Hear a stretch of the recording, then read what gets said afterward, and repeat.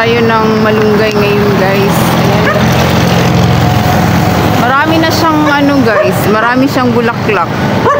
Kukunin natin yung mga bulaklak at saka yung mga ano, bunga niya. Kasi masarap yan, di ba? Ayan, oh. Tapos yung iba, natuyot na siya. Natuyo na yung mga malunggay dahil sa init. Sa sobrang init niya.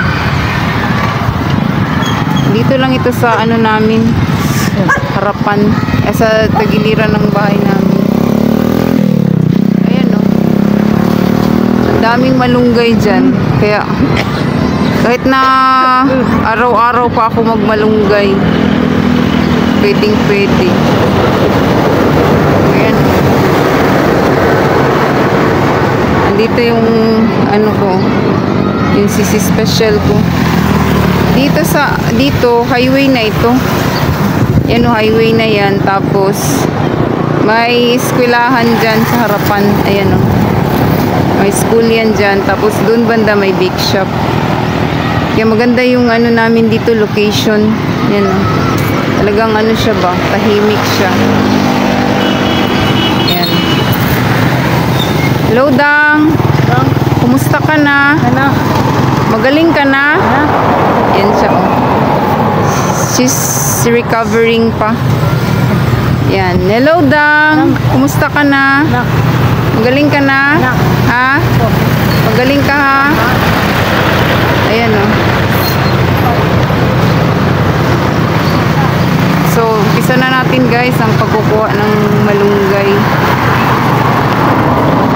Masarap yung ano na yan, yung malunggay na yan. Kasi yung bunga niya at saka bulaklak, masarap yan. So let's go, guys. Samahan niyo ako, guys, sa pangunguha ng malunggay. Pabalik na kami sa bahay namin. Ito ang ano, mga nakuha ko. Yung dahon ng malunggay at saka yung bulaklak niya at saka may bunga.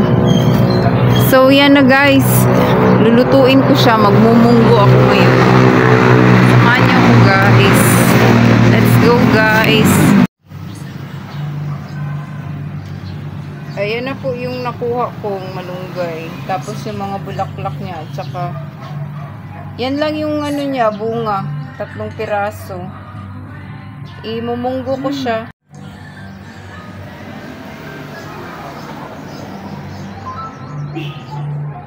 Dahon ng malunggay at saka bulaklak ng malunggay at bunga ng malunggay. Magmumunggo tayo, guys.